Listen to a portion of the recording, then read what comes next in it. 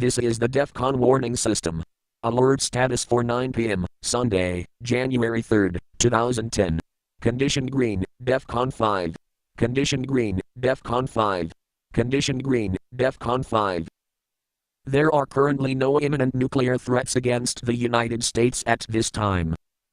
The United States announced surrender in the Afghan theater and will begin withdrawing troops in 2011. Preceding that, additional troops will be sent to Afghanistan, however a majority of those troops will be support troops and not combat. White House Press Secretary Gibbs states that there would be no further escalation by the United States. Enemy entities read this as an inability by the United States and Western powers in general to withstand a prolonged conflict. As long as no attack occurs on the soil of a Western country, it is unlikely that there will be a change of strategy, though Middle East entities are not known for avoiding direct conflict against their enemies and may still make a direct attack. It is unclear what position the U.S. will take after the 2010 midterm elections, when that country's legislative branch is expected to take a turn to the right and be in opposition to the sitting president. Should this occur, the U.S. federal government will likely come to a paralyzing standstill with each party in their two-party system controlling a branch of the government. A new vulnerability has been opened up on U.S. soil by the government, as it has granted immunity from search and seizure to Interpol. Now all records and physical locations belonging to Interpol are exempt from investigation, preventing defense intelligence from operating and giving enemy foreign agents a new place to hide. Agreeing with Russian President Medvedev, Prime Minister Putin has stated that Russia needs to develop offensive strike systems to counter U.S. missile defense systems. This complements the current Russian military philosophy that nuclear strikes should be used preemptively even when faced with a conventional warfare threat. In the meantime, Russia's latest Bulava missile failed another test.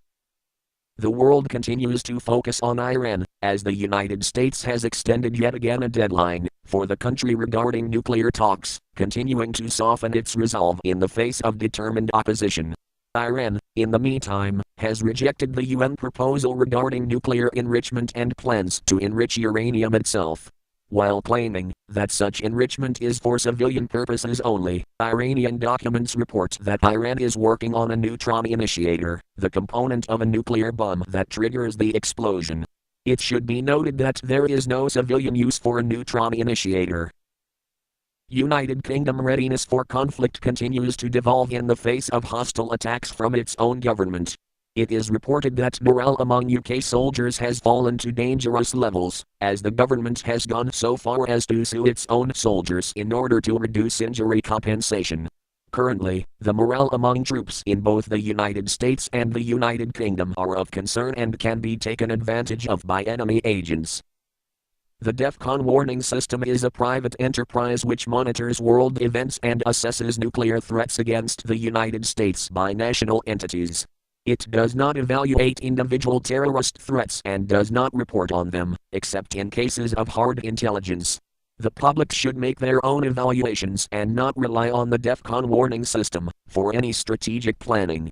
At all times, citizens are urged to learn what steps to take in the event of a nuclear attack.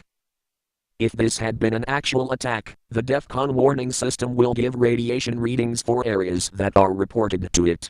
Your readings will vary. This system serves the Kettle Falls area of Northeast Washington. Official news sources will have radiation readings for your area. For immediate updates, go to www.defconwarningsystem.com. Breaking news and important information can be found on the DEFCON warning system message board. You may also subscribe to the YouTube channel DEFCON warning system, however YouTube updates may be delayed by several hours due to server load. The next scheduled update is 9 p.m. Pacific Time, February 1, 2009.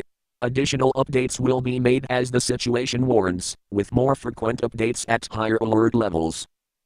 This concludes this broadcast of the DEFCON warning system.